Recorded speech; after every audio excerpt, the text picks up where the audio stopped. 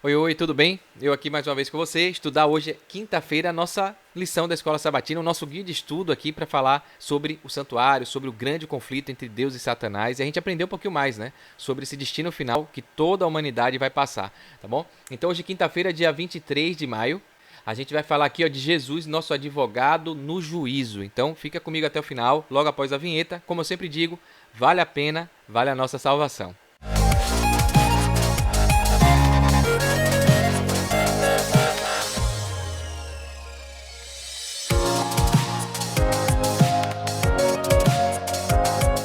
Vamos lá então, né? Fazer aquela oração básica inicial. Querido Deus, amado Pai, muito obrigado pelo dia. Eu venho aqui mais uma vez estudar a Tua palavra, te peço inspiração, perdoa os nossos pecados, abençoa cada pessoa que tem acompanhado esses estudos, que possa realmente trazer alimento para a nossa vida espiritual e que a gente possa seguir os Teus ensinamentos, te obedecer conforme a Tua vontade. Perdoa os nossos pecados, é o que eu te peço e te agradeço em nome de Jesus. Amém.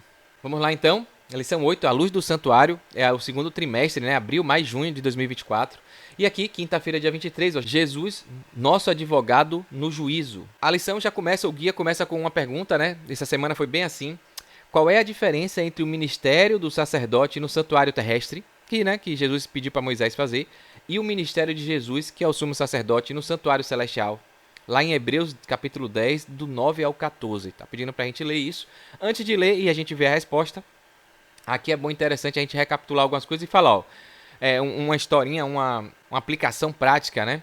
Que eu peguei da lição fácil do professor brasiliano, aí, Gilberto Brasiliano, tá bom? Você nunca está só quando faz a vontade divina e quando considera que Jesus está ao seu lado como seu defensor, né? Os operários de uma fábrica inglesa surpreenderam-se um dia ao verificar que o rei trabalhava há muito tempo lado a lado com eles numa máquina, sem ser identificado. Então imagina uma fábrica, todo mundo ali, os peões ali, os peão ali, né? E o rei trabalhava ali do lado, de forma oculta, sem se identificar, do lado deles. Quando correu a notícia que falaram, ó, o rei é esse aqui, o cara tá aqui trabalhando com a gente, toda a fábrica se agitou de emoção. Imagina, né? A alegria, o cara sabendo que o rei estava ali com eles ali trabalhando, pegando, botando, né? Chão de fábrica, botando a mão na massa, né? Todo mundo dizia: "O rei trabalha ao nosso lado, por isso que tudo melhorou aqui dentro". Que bom, né? Que se fosse tudo assim, né? O exemplo sempre arrasta, né? A humildade, enfim. Devemos e aí o sentimento de propósito, de fazer o melhor sempre vem quando a gente tem uma liderança, quando tem alguém que a gente admira do nosso lado, né? E a gente sabe que o mundo aqui do ser humano, a Bíblia fala que maldito o homem que confia no homem, né? Mas aqui, ó, devemos pensar que nossos esforços por uma vida santificada não é tarefa nossa somente. Nem devemos mirar em outra pessoa, né? Porque somos todos iguais, pecadores de natureza pecaminosa. Mas Jesus promete ser nosso advogado diante de Deus para completar o que falta em nosso viver. É o nosso maior líder, é o nosso maior ídolo, né? É Jesus Cristo que deve ser a nossa fonte de admiração, de inspiração, né? E é Ele que a gente tem que pedir para estar ao nosso lado, nos ajudando, sendo exemplo e advogando, né? E por isso que o tema é Jesus, nosso advogado no juízo. Vamos ver aqui Hebreus 10, de 9 a 14. Trocando em miúdos a pergunta do professor Gilberto, que ele traduz sempre, ó, que diferença existe entre as funções de um sacerdote na terra e as de um sacerdote celestial, né, que é o Jesus, que é o nosso sumo sacerdote. Hebreus 10, 9 a 14. Lembrando que o 10 é o antes do dois pontos, é o capítulo, é o número grande, e do 9, tracinho 14, quer dizer que é do versículo pequenininho do 9 até o 14. Então disse: Eis aqui venho para fazer, ó Deus, a tua vontade. Tira o primeiro para estabelecer o segundo, na qual vontade temos sido santificados pela oblação do corpo de Jesus Cristo, feita uma vez. E assim todo sacerdote aparece cada dia, ministrando e oferecendo muitas vezes os mesmos sacrifícios. Ou seja, o terrestre era assim, né? Mas este, ou seja, o celestial, havendo oferecido para sempre um único sacrifício pelos pecados, está sentado à destra de Deus, daqui em diante esperando até que os seus inimigos sejam postos por escabelo de seus pés, porque com uma só oblação aperfeiçoou para sempre os que são santificados. Então, aqui deixa claro que o sacerdote na terra oficiava todos os dias e oferecia os mesmos sacrifícios muitas vezes pelos pecados do povo, né? Então todo dia ele intercedia, ia ali, aspergia, sacrificava, né?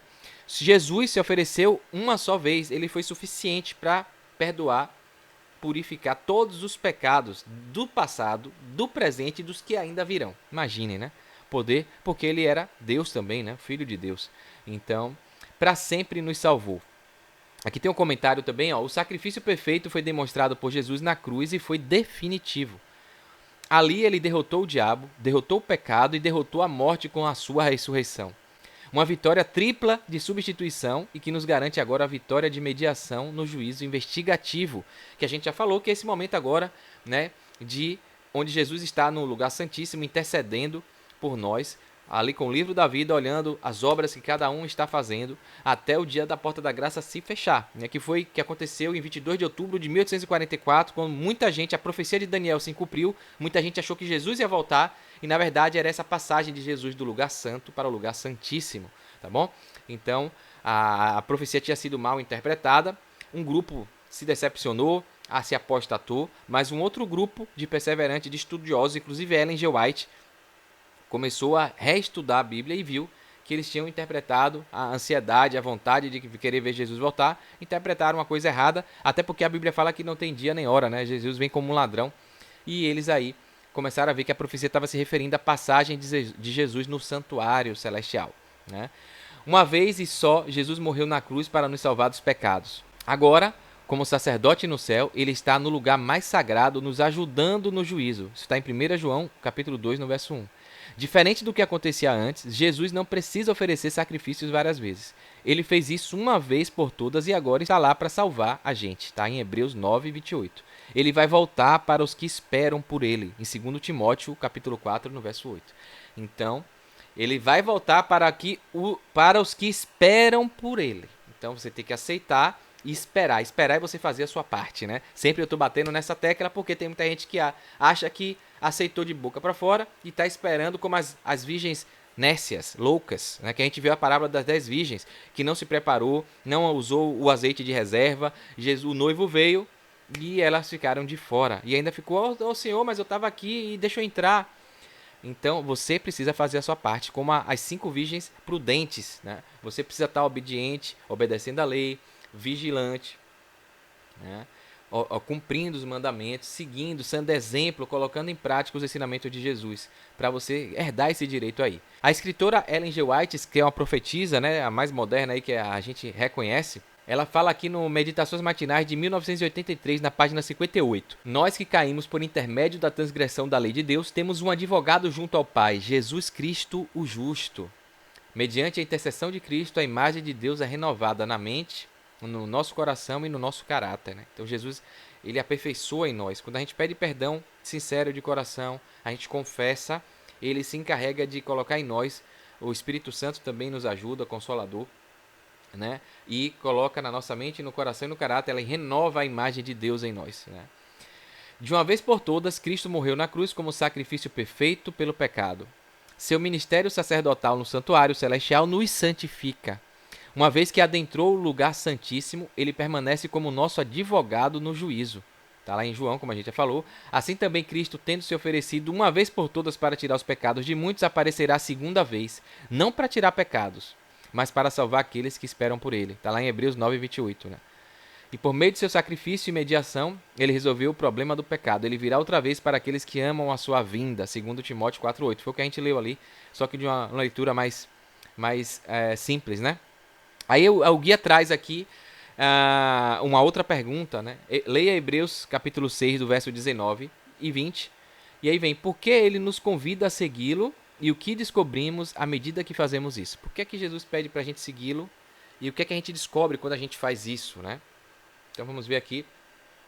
Professor brasileiro sempre traduzindo, ó, que motivo temos para seguir Jesus no santuário celestial e o que vamos obter quando fazemos isso? Então aqui em Hebreus fala, ó, para que por 2 coisas imutáveis, nas quais é impossível que Deus minta, tenhamos a firme consolação. Está aqui a resposta, né? Nós, os que pomos o nosso refúgio em reter a esperança proposta, a qual temos como âncora da alma, ou da vida, né? Como âncora, que alma significa a vida, ser vivo. A única vez que a Bíblia traz ali, no início, a origem do homem que fala de alma é que Deus pegou do pó, fez do barro, soprou o fôlego de vida e o ser humano se tornou alma vivente. Então, uma alma viva é uma pessoa com vida, um ser humano, tá bom? Então, a qual temos como âncora a nossa vida, âncora da vida, âncora do nosso âmago, do nosso ser, segura e firme e que penetra até o interior do véu. Onde Jesus, nosso precursor, entrou por nós feito eternamente sumo sacerdote segundo a ordem de Melquisedeque. Eu fiz esse parêntese da alma porque para deixar claro que a gente é uma alma, a gente não tem uma alma. E às vezes quando você lê a Bíblia sem esse fundamento, você acha que o corpo tem uma alma, né? E a Bíblia não fala isso. A Bíblia fala que o homem se tornou uma alma vivente, tá bom? Então se tornar é ser igual a uma alma. Então a gente não tem alma, a gente é uma alma. Então esse conceito é fundamental para você não distorcer e não interpretar a Bíblia em outras passagens de forma errada. Por quê? Muitos tradutores usam também a palavra alma para se representar a questão do psique, da mentalidade. Tem gente que usa a palavra espírito também para significar mentalidade, psique. Tem uns que usam para usar pneuma, que é o fôlego de vida, né? Respiração, né? Então usa alma e espírito também, em alguns lugares foram traduzidos, mas o sentido original é de fôlego de vida, de respiração, né? Então precisa ter muito cuidado para você não traduzir esse termo alma como com a mitologia grega, com a ideologia pagã do espiritismo, de que o corpo tem uma alma, um espírito alma, uma coisa que fica vagando. A Bíblia não diz nada disso, tá bom? Explicando aqui a pergunta, por que a gente deve seguir Jesus no santuário e o que a gente acontece com a gente quando a gente faz isso, né? Quando seguimos Jesus, que entrou no santuário celestial para interceder por nós, e seguir tem a ver com caminhar junto, com obedecer, com cumprir, seguir os passos, né? É você cumprir os ensinamentos, tá? Ser um discípulo, fazer o que Jesus fez. Então, quando a gente segue Jesus, entrou no santuário celestial para interceder por nós, obtemos com isso confiança na intercessão, perdão dos pecados e esperança de livramento na condenação que o pecado exige. Então a gente se sente em paz, que é a paz que só Jesus dá, né? Jesus já pagou o preço por nós. Então quando a gente entende isso, a gente segue os passos dele, a gente fica convicto, confiante, com segurança que ele vai nos salvar, tá bom? Que o comentário da lição do professor Gilberto também, o que Cristo fez na cruz com a sua morte, ele deu início à obra de redenção e após a sua ressurreição e subida ao céu, deu sequência a esse processo para concluir a redenção. Por isso se diz que devemos pela fé ir além do véu, acompanhando Jesus em sua obra intercessora em nosso favor. Na cruz somos salvos da condenação do pecado, que é a morte eterna. Então, Jesus veio, ganhou o direito de nos salvar, de nos perdoar, né? Então, a gente não tem mais, que o salário do pecado é a morte eterna, então a gente não vai ter mais essa morte eterna. Mas como seres humanos ainda cometemos pecados e mesmo salvos, ou seja, mesmo aceitando essa graça, pedimos perdão a Deus e confessamos, confessar o pecado, se arrepender, para tentar seguir o que Jesus pede. Confessamos nossos pecados, nesse ponto entra Jesus com as suas intercessões e nos garante a anistia diante de Deus pelos méritos do seu sacrifício por nós. Então Jesus fala, epa, ele pecou, ele errou, ele merecia morrer, mas eu já morri na cruz por esse pecado dele. Ele está aí, confessando, se arrependeu, está confessando, está pedindo perdão, ele vai herdar a vida eterna. É assim que funciona. Para esse tipo de pessoa, né?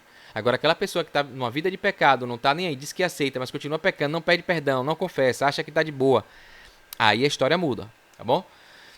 Então Deus, por sua graça, nos considera como justos, nos justifica e somos perdoados, por intermédio de Cristo. É lindo isso, né?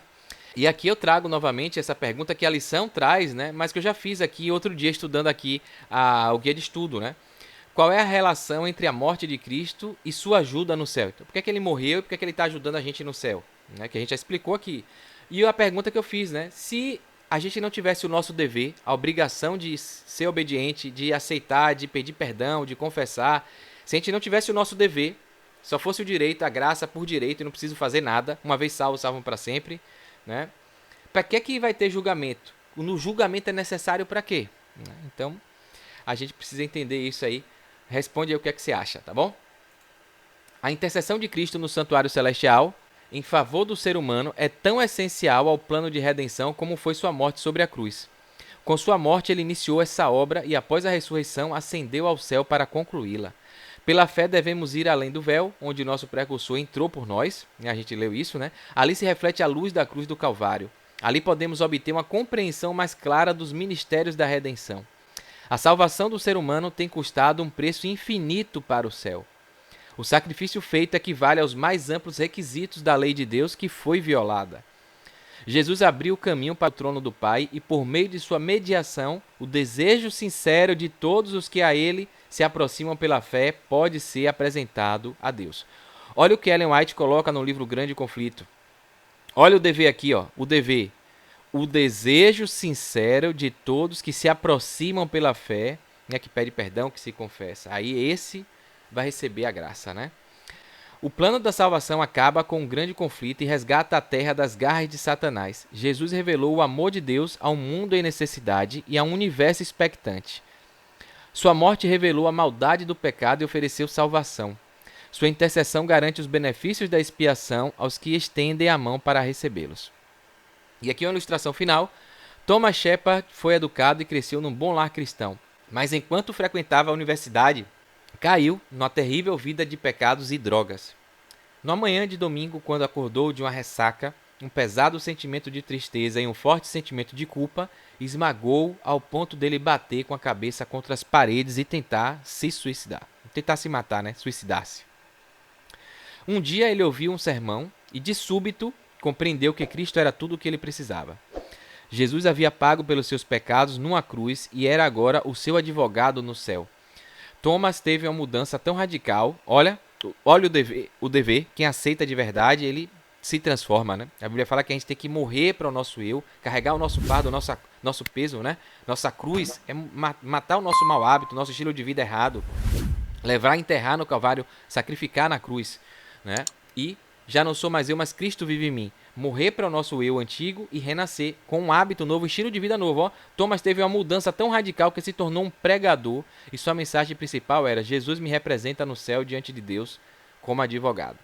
Então que eu e você possamos estar sempre atentos para as nossas práticas, o nosso exemplo de vida, porque dizer que a gente aceita, a gente já fala, né? Dizer que aceitou Jesus, que quer morar no céu, mas a gente precisa demonstrar isso diariamente, pedir a Deus perdão, confessar os nossos pecados e pedir que Ele, pela sua misericórdia, nos salve, né? Nos perdoe e nos permita ter essa graça da salvação. Que Ele possa interceder por nós e no grande dia a gente possa se encontrar lá nas mansões celestiais. Então, se você gostou, curte, comenta, compartilha e eu aguardo você na sexta-feira, nosso encerramento da semana aí. Um forte abraço, sucesso, fique com Deus.